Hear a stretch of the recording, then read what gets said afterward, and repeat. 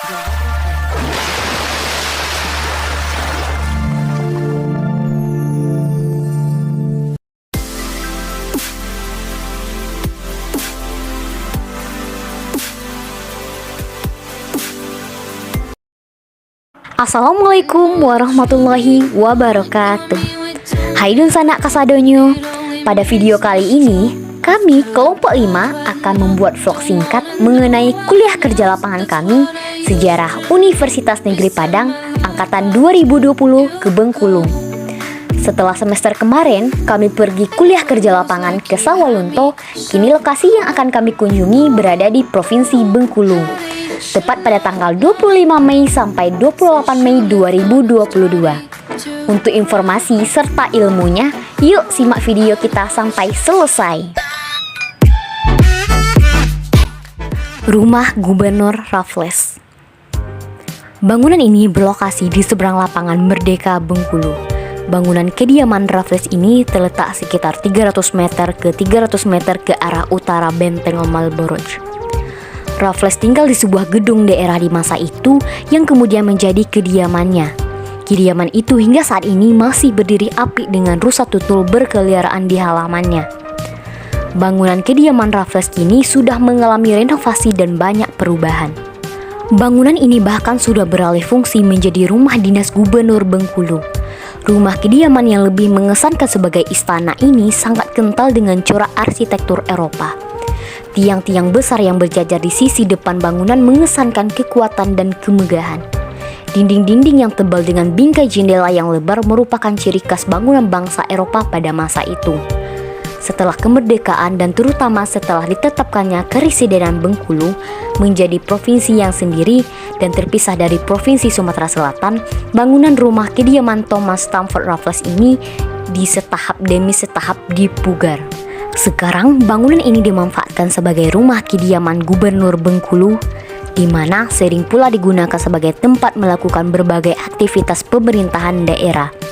Nilai yang dapat kita ambil dari cerita sejarah tentang keberadaan rumah Gubernur Raffles berdasarkan cerita rakyat dengan berbagai kebijakan Thomas Stamford Raffles yang dahulunya menjajah rakyat Bengkulu menjadi nilai tersendiri bagi rakyat Bengkulu untuk mengenang akan banyaknya pengaruh yang diberikan Raffles terhadap Provinsi Bengkulu, yaitu dengan mengenang rumah Stamford Raffles sebagai Gubernur Provinsi Bengkulu sekarang.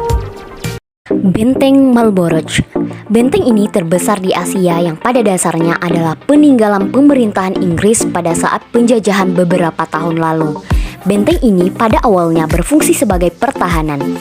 Dalam proses pembangunan memiliki waktu yang cukup lama, yaitu sekitar 5 tahun, dan dalam pengerjaan itu mereka meminta bantuan dari rakyat Bengkulu. Namun, seiring berkembangnya waktu, bangunan ini beralih fungsi menjadi pusat perdagangan. Sejarah berdirinya Benteng Malboroj tidak terlepas dari masuk dan berkembangnya EIC, yaitu kongsi dagang milik Inggris di Bengkulu. Pada saat pemerintahan Inggris, Benteng Malboroj menjadi tempat tinggal sementara para petinggi-petinggi kerajaan Inggris, hingga menjadi tempat terjadinya perjanjian bilateral antar negara. Melengkapi Jepang bahkan membangun beberapa bunker di sekitar area Fort Malboroj. Setelah proklamasi kemerdekaan rakyat Indonesia, Benteng Malboroj digunakan TNI Angkatan Darat pada tahun 1950 sampai 1983 dan pernah menjadi markas Kodim 0407. Setelahnya, pemerintah menetapkan benteng sebagai cagar budaya tepat pada tahun 2004. Keberadaan Benteng Malboroj di Bengkulu sangat penting sebagai simbol jatuhnya kekuatan dan kekuasaan kolonialisme, ujar sejarawan Bengkulu A.D.H. Priwijaya, salah satu narasumber Lasenal Malboroj. Kini, Benteng Malboroj tidak lagi berfungsi sebagai sebuah benteng pertahanan, namun bangunannya yang tetap kokoh sejak ratusan tahun yang lalu kemudian menjadi Fort Malboroj sebagai salah satu objek wisata sejarah di Bengkulu yang menarik untuk dikunjungi. Rumah pengasingan Bung Karno.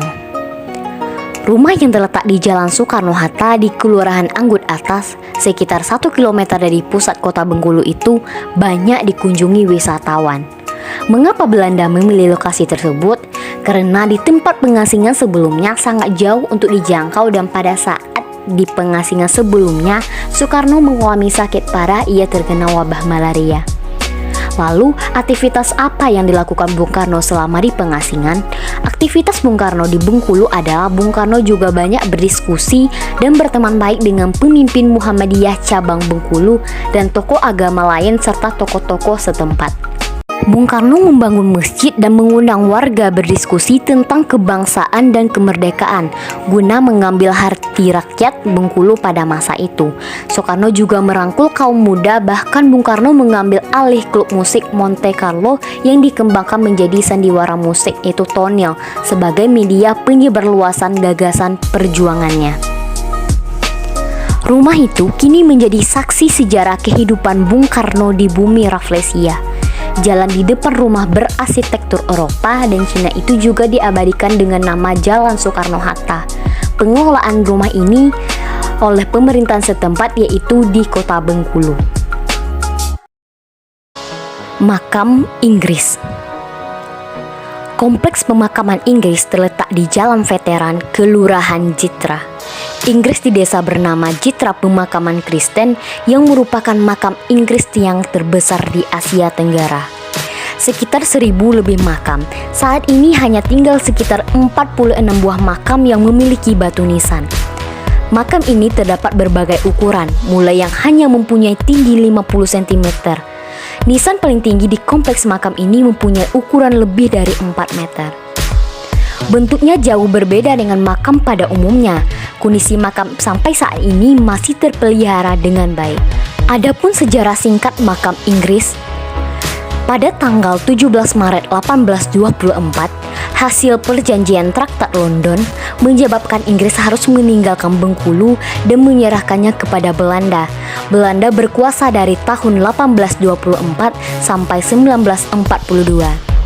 Belanda tersingkir dari Bengkulu setelah mengalami kekalahan dari tentara Jepang.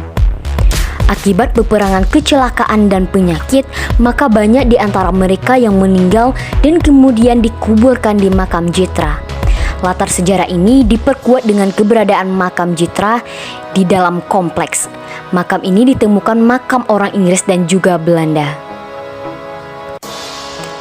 Berdasarkan tradisi cerita rakyat Bengkulu yang berkembang sampai saat ini, dari adanya makam Inggris ini kita dapat mengambil pelajaran bahwa pada saat itu Inggris ingin menguasai daerah Bengkulu sehingga terjadi perang dan banyak yang gugur.